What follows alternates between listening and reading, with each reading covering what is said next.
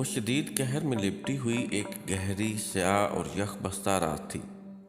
اندھیرے کی کالی چادر نے ہر شے کو اپنی لپیٹ میں لیا ہوا تھا۔ میرے ارد گرد موجود اونچے اونچے مہیب درخت کسی دیو کی مانند تنے کھڑے تھے۔ میں محکمہ جنگلات میں افیسر تھا اور اس وقت میں اور میرا ایک اسسٹنٹ ایک دلدل کے کنارے پڑے ہوئے جانوروں کی لاشوں کے پاس کھڑے تھے۔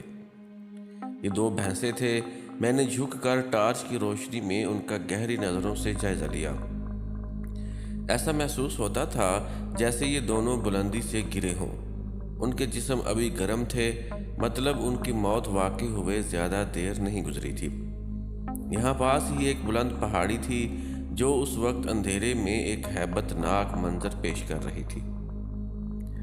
ان دونوں کی موت بلندی سے گرنے کی وجہ سے ہوئی ہے، لیکن میری سمجھ میں نہیں آ رہا رات کے اس وقت یہ چٹان پر کیا کر رہے تھے اور پھر دونوں بیک وقت کیسے گر گئے۔ میں نے الجھے ہوئے لہجے میں کہا، سر جی، میں تو آپ سے پہلے دن سے ہی کہتا آیا ہوں، یہ جنگل ایک بھید ہے، ایک اسرار ہے، ایک ایسا بھید جو آج تک کسی پر نہیں کھل سکا۔ میرے اسسٹنٹ کے چہرے پر ہوائیاں اڑ رہی تھیں۔ ابھی اس کی بات پوری ہی نہیں ہوئی تھی کہ پاس موجود درخت کا تنا اتنی زور سے 2-3 بار ہلا جیسے کسی طاقتور عفریت نے اسے پوری قوت سے ہلایا ہو۔ میں نے اپنا سروس ریوالور نکال لیا تھا۔ اس کے بعد کچھ دیر تک وحشت ناک سناٹا چھایا رہا، اتنا سناٹا کہ اس وقت اگر پن بھی گرتی تو اس کی آواز بھی واضح طور پر سنائی دیتی۔ میں اور میرا اسسٹنٹ دونوں ہی اپنی جگہ پر ساکت کھڑے تھے۔ کافی دیر یوں ہی گزر گئی۔ میں اور میرا اسسٹنٹ وہاں سے واپس آ گئے۔ صبح ہم نے وہ لاشیں وہاں سے اٹھوا لی تھیں۔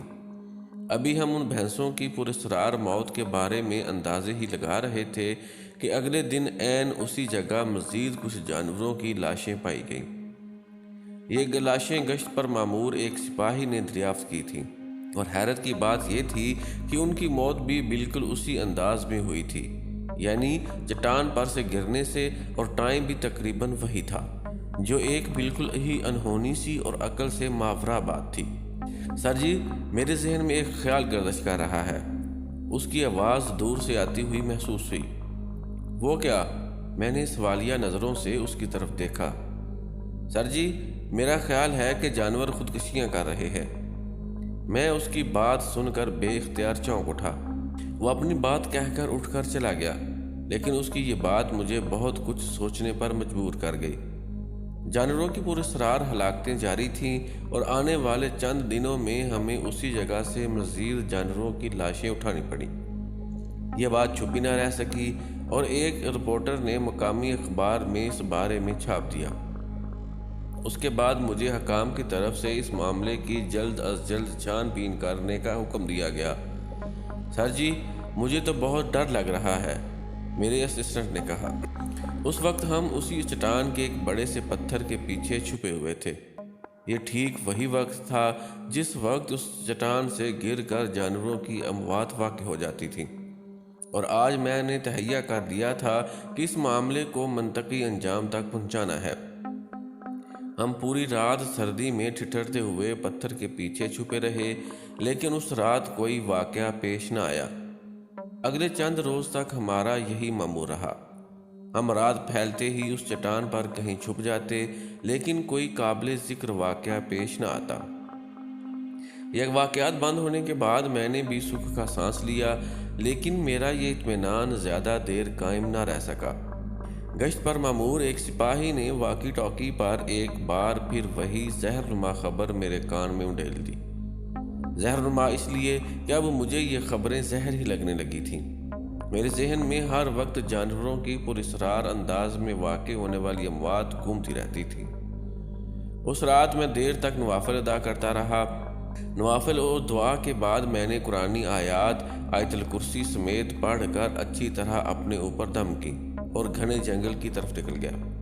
میں نے اپنا یونیفارم بھی نہیں پہنا، کیونکہ اس وقت میں ڈیوٹی پر نہیں تھا۔ قہر نے ہر چیز کو اپنی لپیٹ میں لیا ہوا تھا۔ گھپ اندھیرے اور گھنے جنگل میں میری ٹارچ کی روشنی کسی جگنو کی کرن کی مانند دکھائی دے رہی تھی۔ زمین پر پھیلے ہوئے درخت کے پتوں پر جب میرا پاؤں پڑتا تو سوکھے پتوں کی آواز ماحول میں ایک عجیب سا سما پیدا کر دیتی۔ میں آہستہ آہستہ اور احتیاط کا دامن تھامے ہوئے آگے بڑھتا چلا گیا۔ میں چٹان کے قریب پہنچ کر گہری نظروں سے اس کا جائزہ لینے لگا۔ آخر کار کئی گھنٹوں کے جائزے کے بعد میں وہاں ایک غار کے دہانے کو دریافت کرنے میں کامیاب ہو ہی گیا، جو اس جنگل میں پائی جانے والی ایک خاص قسم کی اونچی اونچی جھاڑیوں کے پیچھے چھپا ہوا تھا۔ میں نے اللہ کا نام لیا اور غار میں داخل ہو گیا۔ غار میں کئی بڑے سائز کی چمگادڑوں نے بسیرا کیا ہوا تھا۔ میں انہیں نظر انداز کرتا ہوا آگے بڑھتا گیا۔ میری آنکھیں چونکنا اور جبکہ زبان پر قرآنی آیات کا ورد تھا۔ اچانک مجھے محسوس ہوا جیسے کسی مخلوق نے میرے شانے پر چپٹا مارا ہو۔ میں بجلی کی سی تیزی سے پیچھے گھوما، لیکن وہ کوئی چمگادڑ تھی جو بن بلائے مہمان پر ناراضگی کا اظہار کر رہی تھی۔ میں نے دل ہی دل میں اس کی ایسی کم اور تیزی زیادہ کی اور آگے بڑھ گیا۔ یہ غار خامخواہ کرتی ہوئی آگے بڑھتی ہی چلی جا رہی تھی۔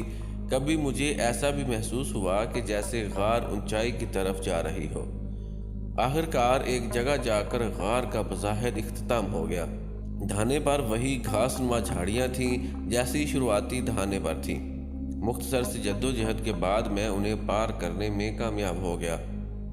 اب میرے سامنے ایک بہت بڑی جھیل تھی جس کے آس پاس جھاڑیاں اور درخت تھے۔ وہاں میں نے ایک عجیب منظر دیکھا۔ جھیل سے ہلکی ہلکی بھاپ اٹھ رہی تھی جو کہ مجھ تک بھی پہنچ رہی تھی، لیکن حیرت انگیز طور پر وہ بھاپ نہایت سرد تھی۔ چند ہی ثانیے گزرے ہوں گے کہ وہاں جھیل کے پاس کچھ جانور پانی پینے آئے۔ ممکن ہے کہ یہاں تک رسائی کا کوئی دوسرا راستہ بھی ہو جہاں سے یہ جانور آئے تھے۔ بہرحال جانور جھیل سے پانی پینے لگے، پھر اچانک جیسے جانور کسی چیز کی آہٹ پا کر چکنے ہوں، اور پھر اپنی جگہ ساکت ہو گئے۔ جھیل کے پانی سے ایک عفریت نما مخلوق برآمد ہوئی۔ اس کا جسم مکمل طور پر سیاہ تھا۔ ایسا لگتا تھا جیسے ڈائنوسار کے خاندان کی کوئی مخلوق ہو۔ سب جانور ایک ٹرانس کی کیفیت میں اس کی طرف دیکھ رہے تھے۔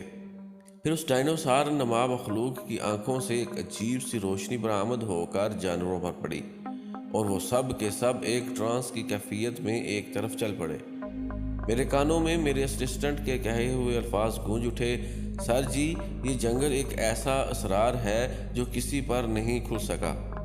مخلوق اب پانی میں غائب ہو چکی تھی۔ میں نے آہستہ آہستہ پیچھے کی طرف قدم اٹھائے اور غار سے ہوتا ہوا وہاں سے باہر آ گیا۔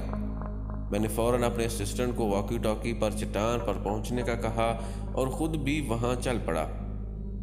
کچھ ہی دیر بعد میں اور میرا اسسٹنٹ اس چٹان پر پہنچ چکے تھے۔ وہی جانور ایک جھنڈ کی شکل میں یہاں آئے اور جوک در جوک چٹان سے نیچے گرنے لگے۔ سادہ الفاظ میں وہ سب خودکشی کر رہے تھے۔ میں اور میرا اسسٹنٹ چاہنے کے باوجود کچھ بھی نہیں کر پائے۔ میں نے اعلیٰ حکام کو اس بارے میں لکھا، لیکن انہوں نے میری بات کو درخور اعتنا نہ سمجھا۔ اس سے قبل کہ میں کچھ کر پاتا میرا وہاں سے تبادلہ ہو گیا۔